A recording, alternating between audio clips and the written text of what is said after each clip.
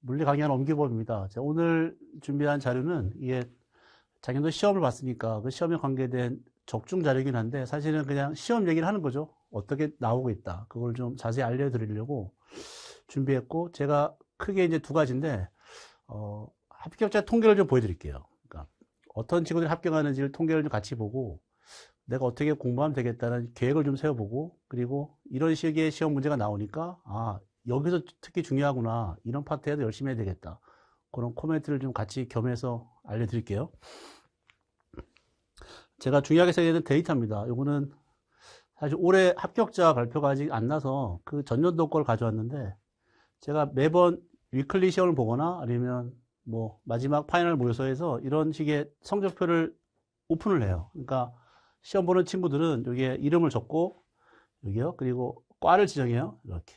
뭐 학과 지정하고 물리학과, 뭐 연세대 물리학과, 고대 물리학과, 혹은 연대 전자학과, 고대 전자학과 이렇게 저한테 답안 제출하면 제가 채점을 하고 요거를 이게 그대로 공개합니다. 그리고 요 오른쪽에 보면 이제 총점별로 이렇게 제가 쭉 이렇게 나열을 한 거예요. 나열하고 여기 보면 뭐 학과별 연세대는 5명 중에 1등을 했다. 고대는 뭐 1등 이런 식의 석차가 나와요. 잘 보면 여기 100점부터 80점까지가 쭉 내려가는데 잘 보세요. 여기 파란색으로 되어 있는 데이터들이 다 합격생들이에요. 그러니까 이건 예시로 가져왔는데 그러니까 이 시험을 딱 보고 내가 1등부터 지금 보면 한 80점대까지 있는 친구들은 떨어지지가 않는다는 얘기예요.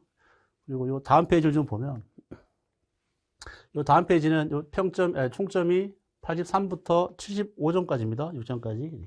그러니까 거기보다는 좀 밑에 있는 친구들이죠. 근데 여기 흰색은 불합격생들이에요. 그러니까 이게 두 페이지를 이렇게 쫙 펼쳐보면 내가 100점 만점에서부터 80점, 75점까지는 우리 시험을 보고 이 정도의 점수를 맞으면 떨어지기가 힘든 거예요.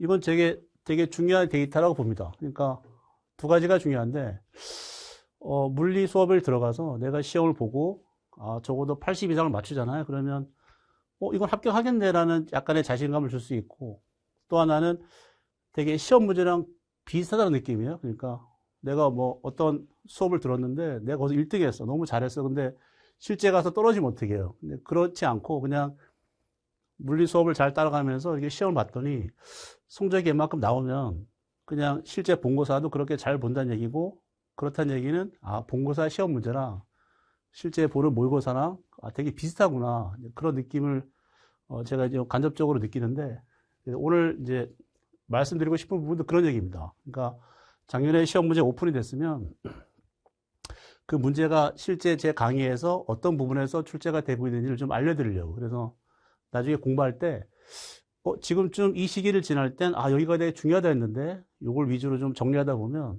뭐 실제 본고사도 비슷하게 출제될 테니까 자 그런 식으로 좀 보시고 이게 사실 작년 데이터니까 올해 만약에 합격생 또 추리겠죠. 추려서 나오면 한 4월 달이나 이렇게 되면 제가 이걸 다시 공지할게요. 한번 또 보고 그러니까 이거는 2년 전 데이터지만 바로 최근 데이터를 통해서 작년에 어떤 친구들이 합격하고 있는지를 같이 보면 좋을 것 같아요. 그래서 결론은 아주 좋은 적중 콘텐츠를 가지고 뭐 시험을 열심히 보고 80 이상을 잘 맞추려고 노력하면 떨어지기 쉽지 않다. 그렇게 봅니다. 기출 경력이라고 하는 것은 작년에 좀 달라진 점이 있어요. 여기서 이렇게. 그러니까 원래 연세대는 객관식이 20개였죠? 18개, 18개. 20개. 죄송합니다. 20개. 여기가 20개였고, 주관식이 2개였어요. 그래서 20개랑 2개랑 더해서 22개가 됐습니다. 여기 20개 객관식은 4점, 요건 10점이었어요. 근데 작년에 갑자기 공지도 없이 출제를 했는데 약간 바뀌었습니다. 객관식이 15개가 있고, 주관식이 여기 4개로 들었어요. 이렇게. 그래서 객관식은 각 4점이니까 60점이 되고, 주관식은 또 10점이에요. 전체가 100점 만점인데 중요한 특징은 이 주관식에 대한 배점이 워낙 높으니까 주관식을 잘 맞아야 돼요. 그러니까 객관식은 예전 같은 경우는 뭐 답안지는 80이지만 요거 답안 60밖에 안 돼요. 그래서 요 주관식 위주로 공부를 좀 잘 할 필요가 있고 특히나 최근 2년 정도가 이제 어떤 특징이 있냐면 이게 요 고려대보다 문제수가 많기 때문에 약간 문제를 고르게 낸다는 예상할 수 있잖아요. 근데 고르지가 않아요. 이게 문제예요. 이렇게. 그러니까 현대분리 같은 경우는 원래 전통적으로 20개, 아니, 2개가 나옵니다. 현대분리 2개를 나와야 되는데 갑자기 6개가 나와요. 그러니까 특정한 단원에 대한 문제가 확 많아지면 생각해 어떤 문제가 생기냐면 원래 현대물리는 2문제밖에 낼 수 없는 구조예요. 그러니까 양이 많지 않고 그리고 객관식이나 중간에 낼 수 있는 문제가 정해져 있는데 6개를 내다 보니까 이게 지엽적으로 흐르는 거예요. 이렇게요.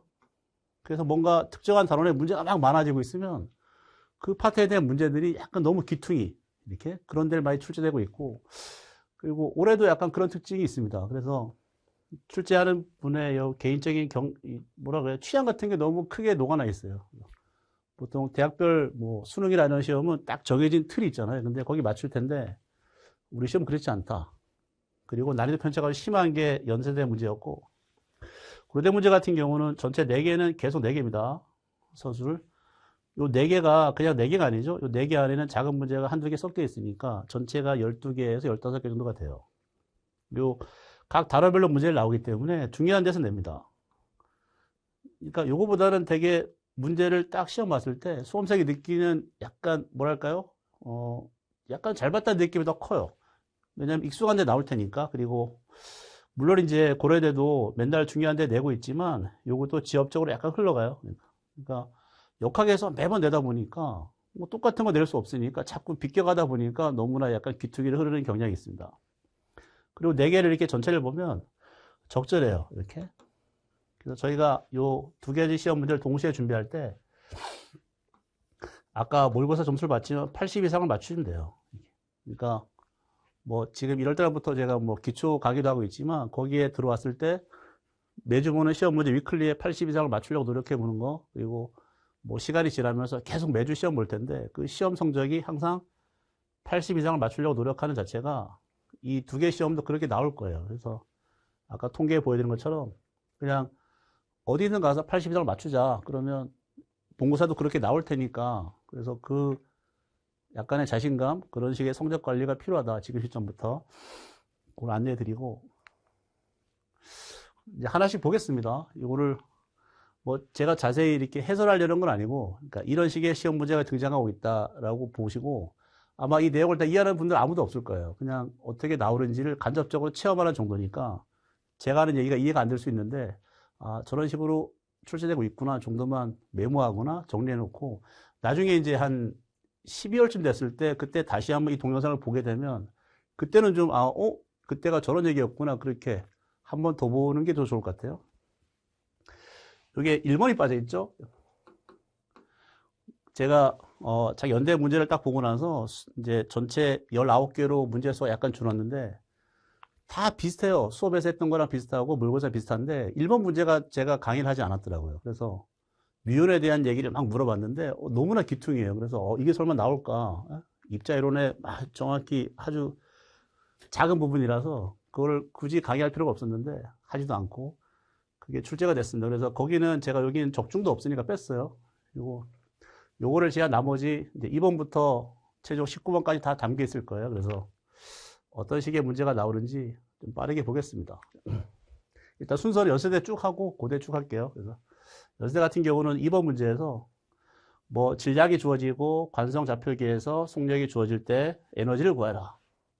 상대론적 에너지를 구하라는 얘기입니다. 이렇게. 그래서 상대론적 에너지는 여기 보면 제가 500제라고 있어요. 500제라는 게 9월부터 10월까지 강의한 문제풀이 강의인데 이 500제에다가 이게 시험을 봅니다. 아까 모의고사 같은 거. 그래서 다 합치면 600 몇 개가 될 텐데 거기에 출제가 많이 된 것 같아요. 그래서 여기도 요 에너지를 구하라는 문제가 여기도 에너지를 구하라는 문제가 있습니다. 이렇게. 그래서 문제 흐름 방식이 똑같아요. 그래서 여기는 대놓고 속력이 주어져 있고 요 문제는 속력을 내가 구해야 돼요. 이렇게. 그래서 1번에서 속력을 구해서 그걸 여기다 넣어서 푸는 거예요. 이렇게. 그래서 약간 좀 다르긴 한데 문제 같다고 봅니다. 그래서 요거는 다음 페이지에 있는 내용은 그냥 수업 시간에 했던 내용을 제가 이렇게 캡처한 거예요. 그래서 실제 수업은 이 앞에 이런 500제를 풀면서 칠판에 이제 이런 거를 정리하거든요. 식 같은 거. 그래서 제가 수업 시간에 계속 보면 요 색깔 박스가 중요하다고 하거든요. 이거 보라색 박스 있는 거. 이건 다 외워야 된다, 마지막에. 그래서 막 시험장 가기 전에 이거를 유도해 보고 나는 친구도 아무도 없을 거예요. 그러니까 탁 띄워놓고 여기다 대입해서 이거를 풀고 여기다 집어넣는 거예요. 여기다가. 그럼 이제 에너지를 구할 수 있습니다. 거의 비슷한 문제고. 자, 이런 식으로 쭉 지나갈 거예요. 자, 그다음 3번 보겠습니다. 요 행성 사이를 등성 운동한대요. 이렇게. 그리고 거리가 주어져 있고, 그때 걸린 시간이 몇 년이다 이렇게 돼 있는데, 이때 속력을 구하라는 문제입니다. 예. 근데 여기도 500제예요. 500제 494번에 보면, 여기 뭐 속력이 나와 있고, 이동하는 거리가 뭐 주어져 있습니다. 여기 2번을 잘 보시면, 지구의 관측자에서 우주선이 이동하는데 걸린 시간을 물어보는데, 요거는 시간이 줄을 때 속력을 물어보잖아요, 이렇게. 요거는 또 거꾸로긴 해요. 속력이 줄 때 시간을 물어보는 거예요, 이렇게. 그래서 A가 있으면 B를 구하고, B가 있으면 A를 구하는 과정이니까, 실제 문제를 구하는 과정도 똑같아요. 이런 간단한 식을 써서 푸는 겁니다. 이렇게. 그래서 넘어가겠습니다. 그래서 상대론 문제가 요거랑 요거 두 개가 있는 거예요. 그래서 원래 상대론 문제가 연세대가 좋아하긴 해도 에너지 파트나 이런 쪽은 잘 안 됐는데, 특히 여기 2번 문제 에너지가 중요하다 했었어요. 그래서 에너지 파트가 하나 등장했고, 이거는 뭐 워낙에 가벼운 문제니까 이런 거 틀리면 안 됩니다. 그 다음 3번 볼게요. 계속 이제 장현 특징이 1번부터 계속 현대물리 문제가 깔려요. 원래 전통적으로 1번 역학이 깔려야 돼. 역학이 쭉 깔리고 연력학 깔려야 되는데, 약간 좀 순서도 좀 바뀌고, 그 다음에 계속 현대물리에서 문제가 많은 거예요. 총 6개가 깔리게 되는데, 자, 여기 볼게요. 반감기입니다. 반감기가 주어지고, 남아있는 개수가 주어집니다. 당연히 반감기가 주어지면 현재 시간이 있어야 돼. 이렇게. 그래서 반감기의 현재 시간에 남아있는 양. 이게 문제 구조인데, 여기는 지금 반감기가 주어지고, 현재 남은 양이 주어지니까 이제 시간을 구하는 거죠. 이렇게. 비슷하긴 해요. A가 B, B가 A 이런 식입니다. 그래서 요건 마지막 파이널 모의고사에 20번 문제였는데, 뭐 간단한 식입니다. 얼마나 이건 쓰진 않은데 간단한 식입니다. 그래서 그냥 익스프레스 함수를 찾는 거예요. 여기는 특별히 없는데 하여튼 여기서 강의한 적이 있다. 보시고 5번 보겠습니다. 이게 좀 어려웠을 거예요. 사실 여기 1차원 이런 조화 진동자라고 하는 이 포텐셜 우물 안에서, 우물도 아니죠. 그냥 이렇게 생긴 진동하는 모드 안에서 중요한 건 이 한쪽을 반을 잘랐을 때 양자적으로 여기도 풀어내는 거예요. 제가 이거는 지금 생각해보면 이론 시간에 좀 강조하고 정리를 했는데 실제 문제풀이에서 하진 않은 것 같아요. 그래서 실제 요거는 이제 이론 시간에 정리한 그 책의 내용과 강의를 했던 건데, 제가 강조했던 부분은 요 바닥 상태부터 에너지가 등간격으로 올라간다. 이렇게. 그리고 여기다가 이제 파도값을 표시하면 1개짜리, 그 다음에 2개짜리, 3개짜리가 생긴다. 이렇게. 그래서 요 에너지가 이렇게 있는데, 실제 문제는 요 첫 번째 들뜬 상태인데, 여기를 잘랐잖아요. 무한대로. 무한대 의미가 뭐냐면, 여기서 생기는 파도 함수가, 이거 좁다. 이런 거 불가능하다는 얘기입니다. 이건 안 되고, 이런 것만 가능하다는 얘기예요. 원래는 이렇게 우물 모양이면, 요거 있죠? 올라갔다가 내려갔다가 제자리에 돌아오는 거. 그래서 여기서 표시하면 이렇게 돼 있는 거. 이게 무한대하고 여기 제곱 형태 사이에 갖는 파도 감소 이렇게요. 그래서 무한대로 잘라버리면 여기서 가능한 파도 감소는 얘 불가능, 얘 가능, 불가능, 가능 이렇게 퐁당퐁당이 돼요. 이렇게. 그래서 얘랑 비교해서 답을 찾는 과정인데 쉽진 않았을 것 같아요. 그래서 실제 저희가 강의에서도 이론 강의에서 했었는데, 여기 조화 진동제 이런 파동 함수를 그리죠. 이런 거. 1개짜리, 2개짜리, 3개짜리 그리면서 표현이 좀 아쉬운 건 제가 이거를 문제를 만들진 않아서 그냥 이론 시간에 하고 말았어요. 8월 달쯤에. 또 이것도 마지막에 이제 최근 경향이 연세대 같은 경우가 자꾸 지역적으로 나오다 보니 그런 얘기 많이 합니다. 막판에 되면 될수록 뭔가 이렇게 문제집에 있는 것들을 잔뜩 외우기보다 뭐가 필요하냐면 이론 시간에 정리 한번 봐라. 이론 시간에 뭔가 정리됐으면 처음부터 끝까지 한번 볼 필요가 있다 했는데, 그런 과정을 한번 거치는 게 좋아요. 그러니까 올해도 막 이론 시간은 거의 대부분 제가 이렇게 건들기 때문에, 그러니까 그 부분에서 확인을 하고 그리고 넘어가라도 괜찮은 것 같아요. 자, 6번입니다. 6번에 여기 다이오드가 등장해요. 이렇게. 교류 회로가 있고, 다이오드는 제가 원리 정도만 설명하고 회로 버전을 설명하진 않았는데, 여기 뒤에 있는 구조 있죠? 이 구조, 이렇게 R과 C가 병렬 구조로 되어 있습니다. 교류에 매달려서. 그래서 해석 방식은 비슷합니다. 그래서 실제 여기 다이오드의 특징은 한쪽 방향에 전류가 흘러가니까 교류라고 하는 것은 이렇게 출렁거린단 말이에요. 뭐든지. 근데 여기가 빠져야 돼요. 여기 한쪽이. 그래서 플러스만 지나가고 플러스만 지나가게 하는 게 요 역할입니다. 그 역할만 있고 나머지 해석 방식은 되게 비슷해요. 그래서 이런 식의 위상자를 그리고 위상자를 그리는 거예요. 위상자 그리고 그 안에 전압과 전류를 찾아내는 과정은 좀 비슷합니다. 자, 7번 볼게요. 자, 비로소 이제 역학이에요. 1번부터 6번까지 막 그 현대물리 파트와 전자기가 막 섞여 있었는데 역학에 처음 등장했습니다. 이게 중성자 별이다. 막 이렇게 나와요. 그리고 중성자 별과 함께 진화할 수 있는 최대 진동수가 뭐냐? 요거 돌리라는 얘기입니다. 이렇게.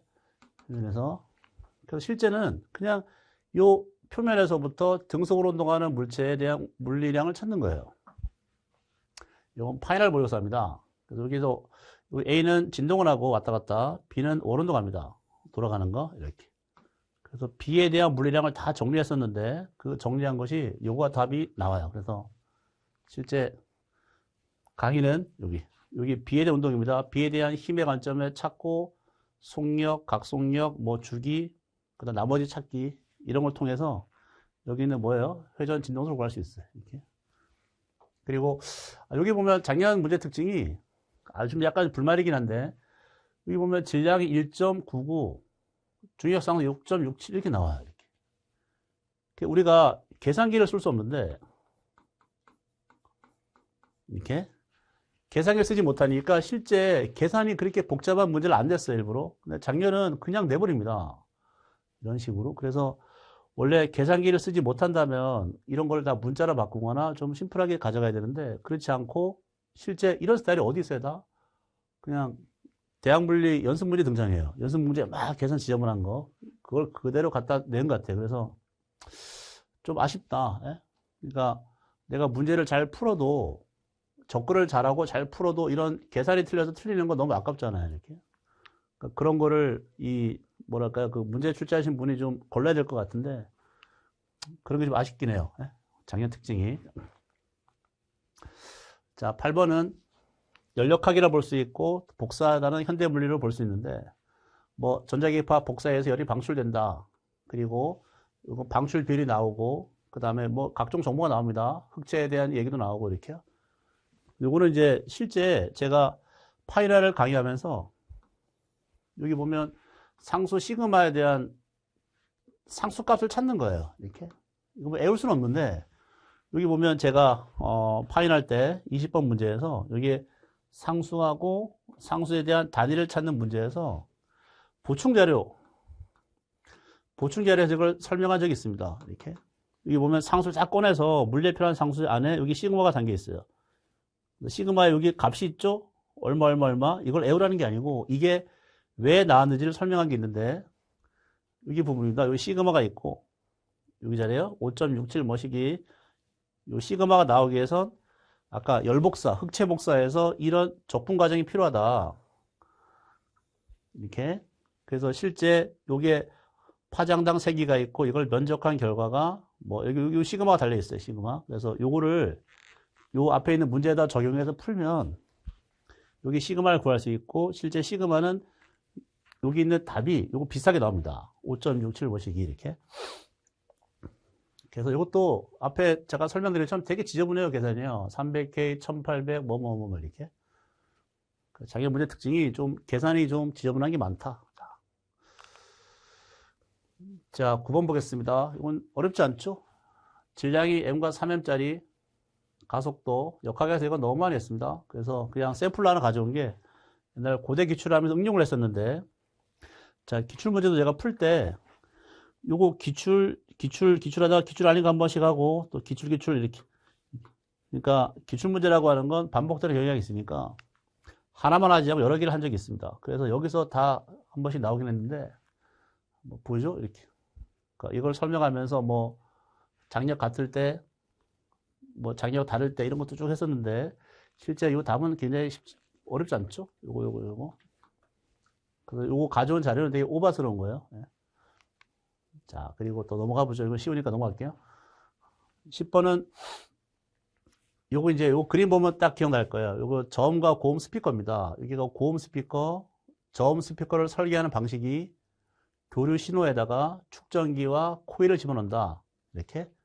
그래서 여기가 지금 문제는 요거예요. 요 같아지는 여기에 진동수라는 걸 구하라는데, 여기 보면 교차 주파수가 가장 비슷한 값이 뭐냐 이렇게 물어봅니다. 이것도 이론 시간에 정리한 이런 거요.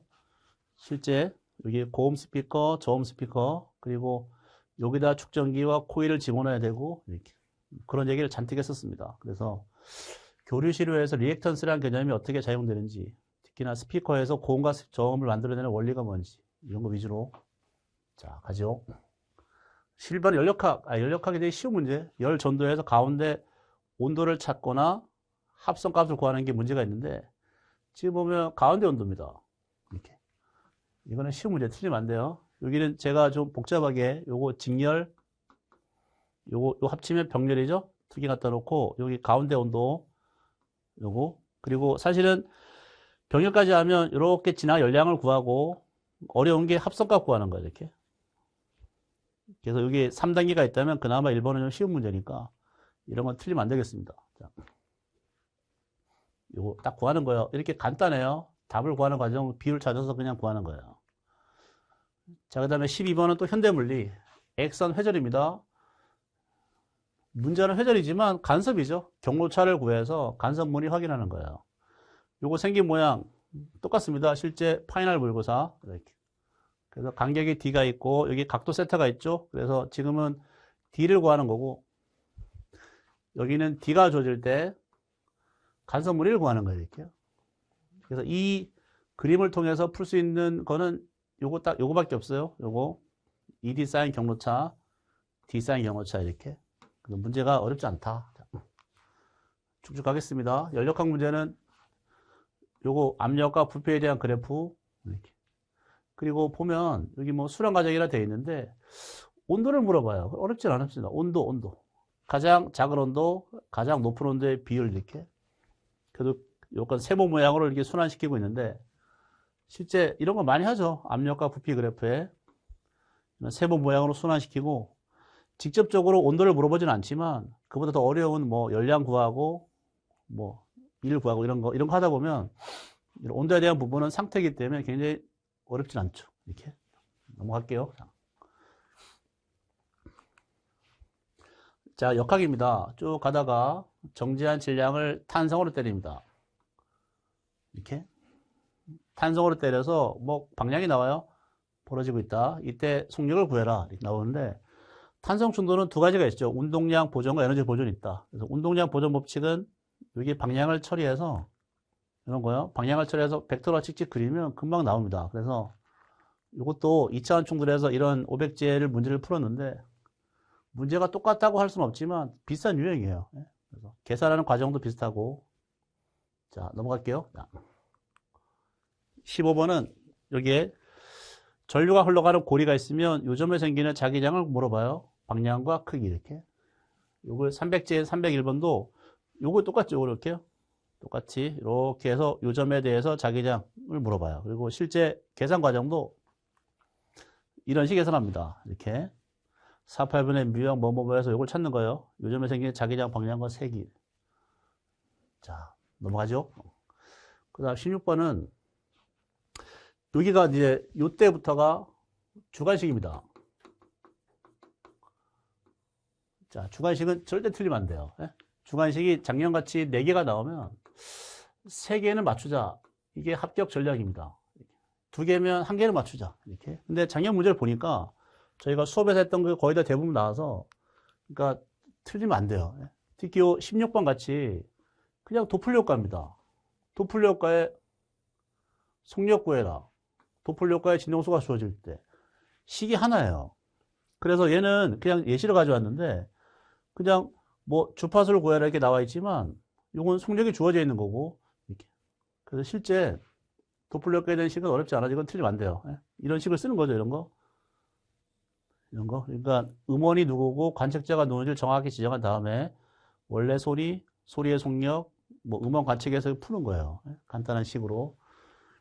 그래서 16번 중간식은 틀리면 안 되고.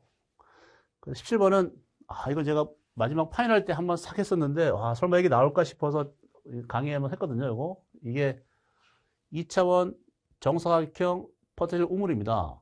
이렇게. 그러니까 원래는 무한 우물 1차원 하잖아요. 1차원.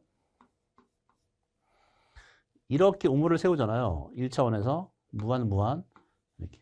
요거는 이제 1차원이 아니라 2차원이니까 요 그림이 낫겠네요. 요런 상자가 있는 거예요. 판때기 여기에 우물이 이렇게 세워져 있는 거예요. 위로 무한 이렇게.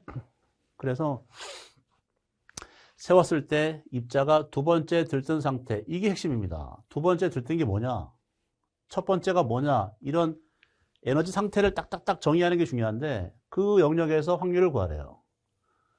이건 제가 고려대 느낌의 서술로 깔았는데 이건 그냥 너무 어려울까봐 슈레딩거 방식을 이렇게 주어지고 그걸 만족할 솔루션도 같이 했어요. 이렇게 이걸 여기다 넣으면 에너지를 구할 수 있고 에너지 따른 상태를 막 비교할 수 있는데, 그래서 이거 비싸게 한번 다뤄서 아마도 이 문제를 뭐 그림을 좀 그려봐야 되겠지만 저희 파이나는 에너지를 물어봤고 얘는 확률을 물어보니까 일단 파동 압력을 그리면 이 답은 좀 예측이 가능할 거예요.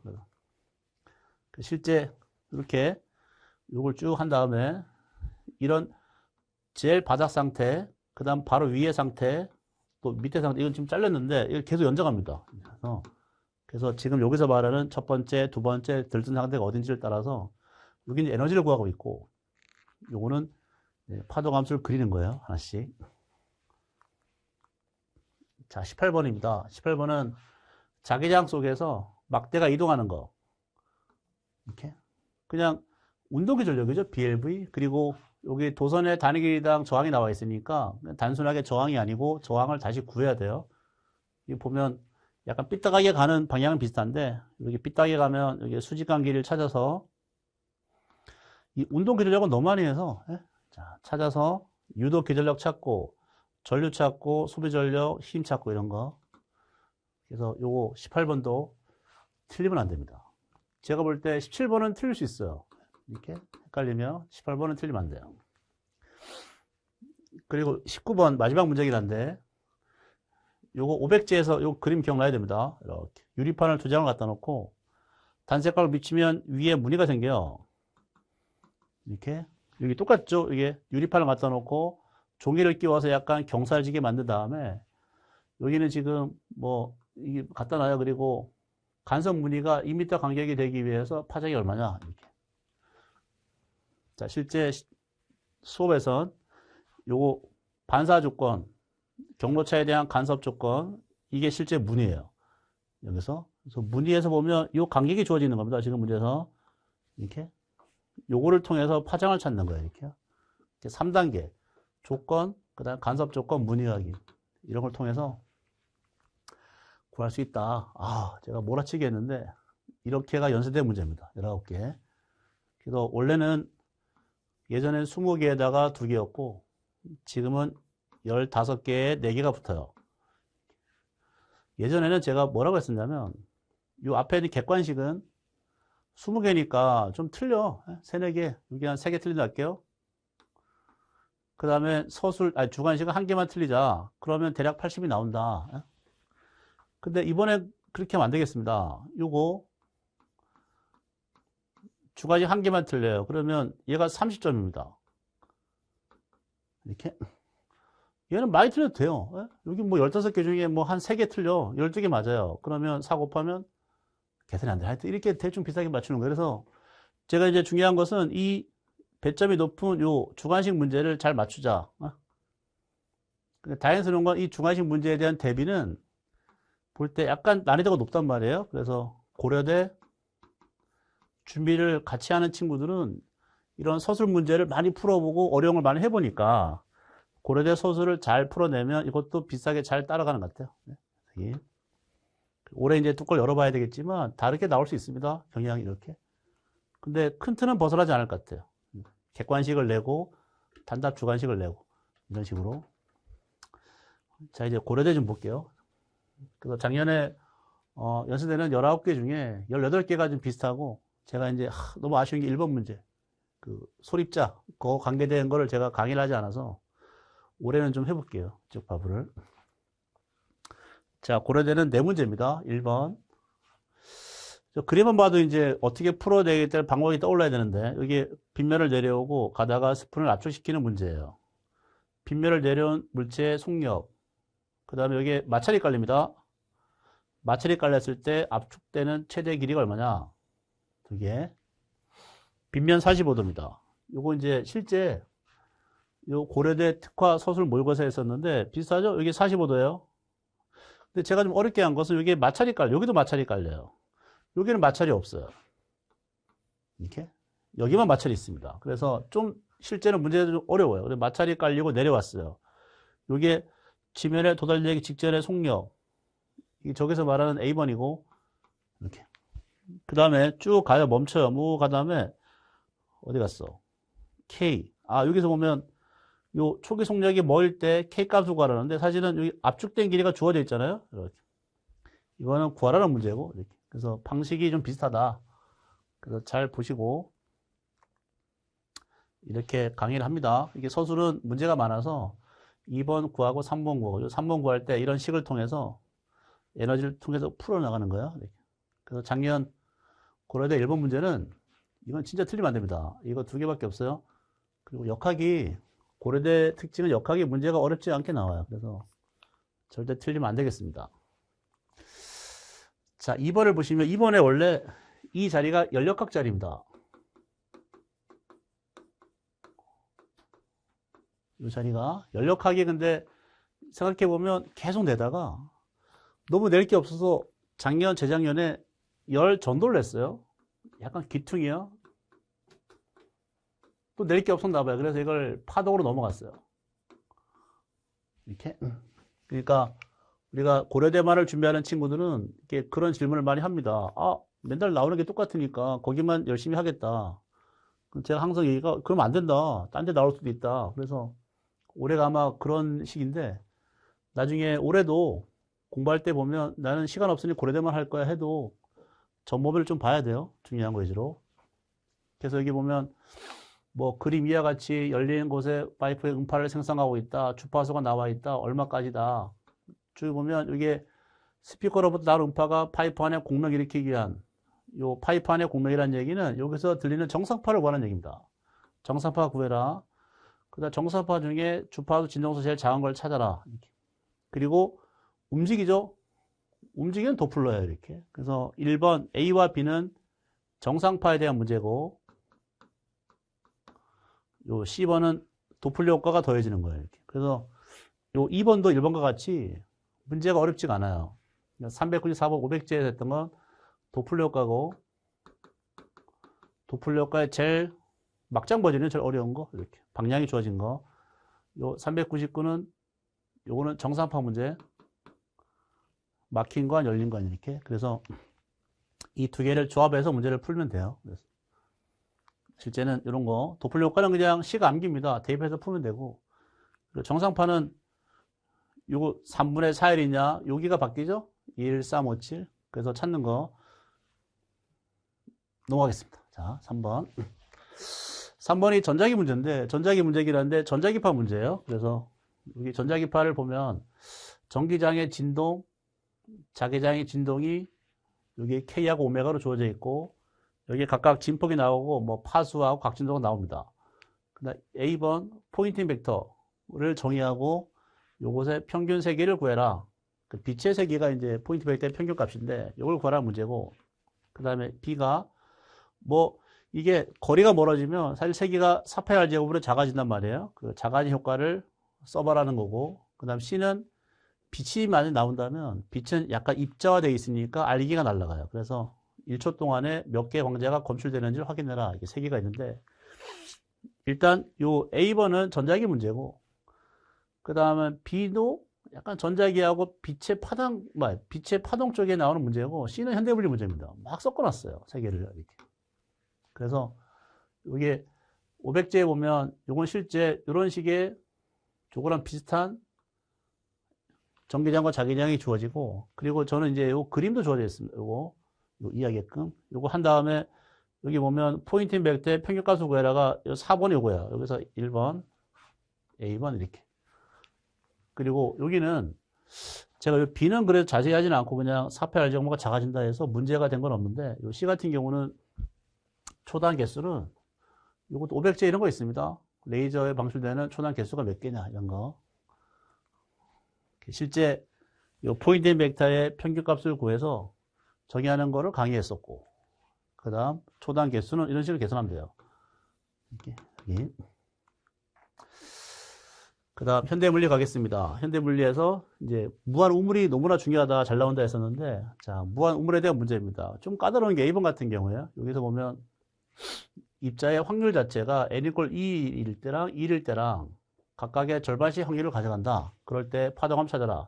우리가 알고 있는 무한 우물에 대한 파동함을 약간 응용을 해야 됩니다. 그리고 나머지는 어렵지 않아요.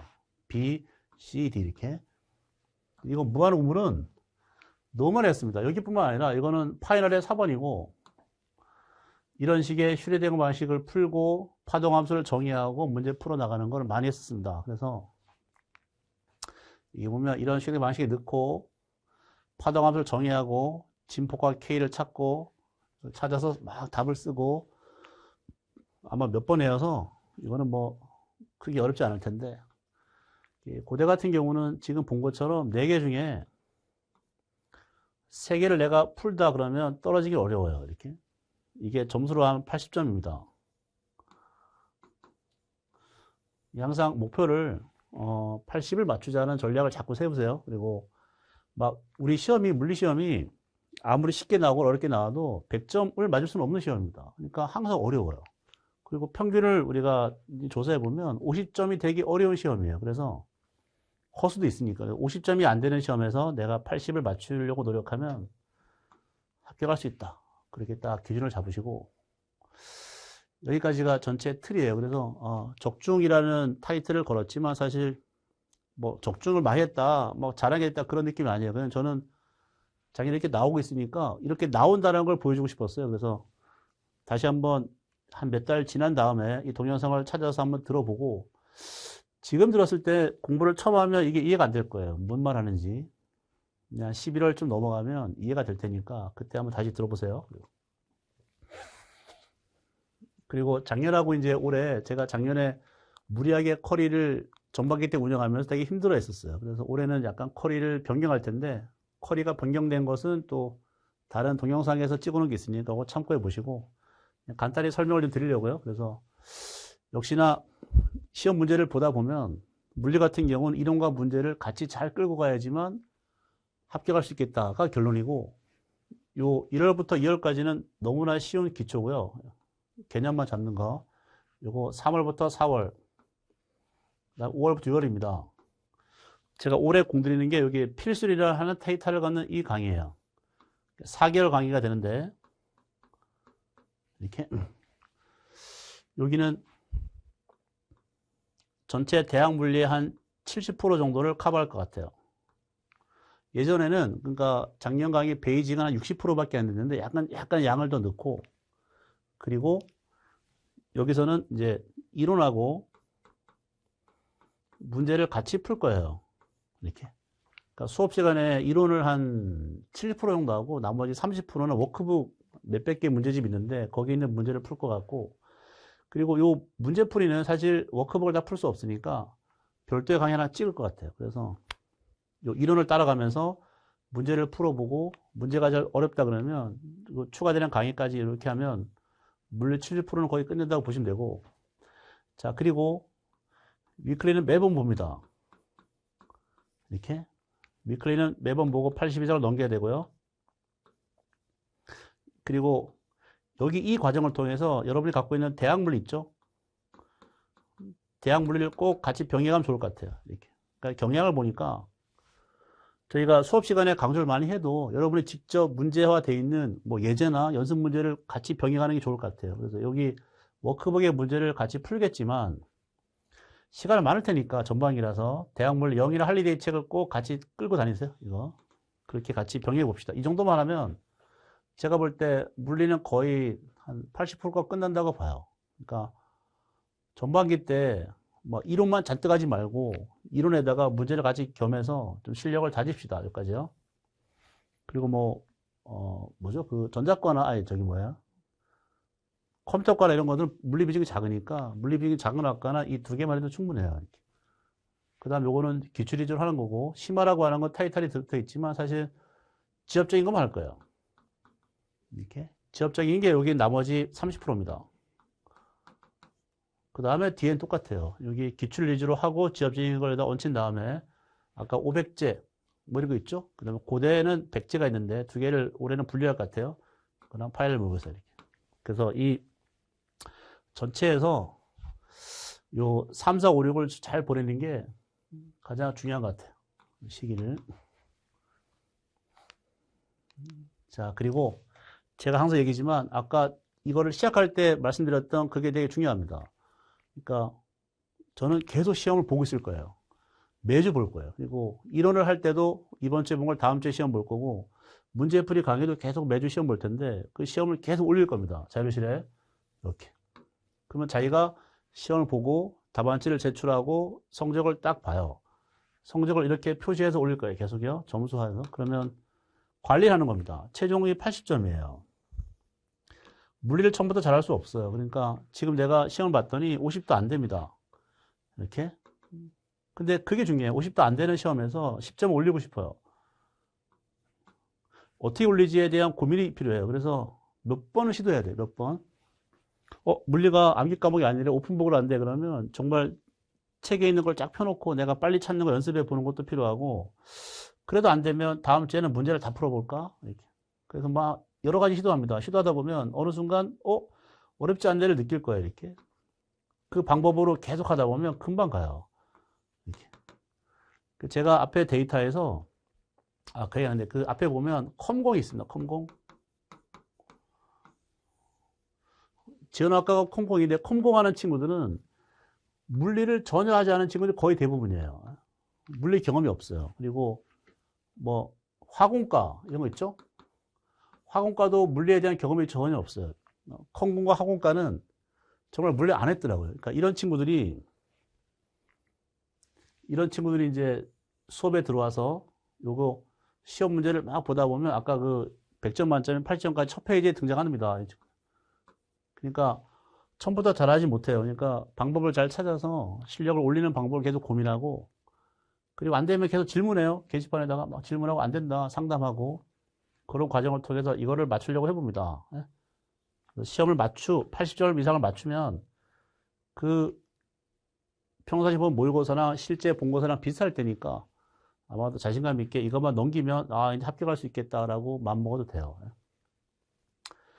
그래서 여기까지 제가 준비한 건 끝이고, 나중에 꼭 한번 마지막 파이널 때 한번 다시 보세요. 그때 보고 이런 식으로 출제가 되고 있으니 한 번 더 점검할 기회를 좀 삼으시고, 오늘 좀 강조하고 싶은 부분은 너무 멀리 보지 말고 그냥 가까운 시기에 있는 시험 문제를 자꾸 대비하다 보면 그게 연말에 있는 시험에 그냥 지금부터 준비하는 아주 좋은 방법이에요. 그래서 평상시에 잘하자. 그게 제 주장입니다.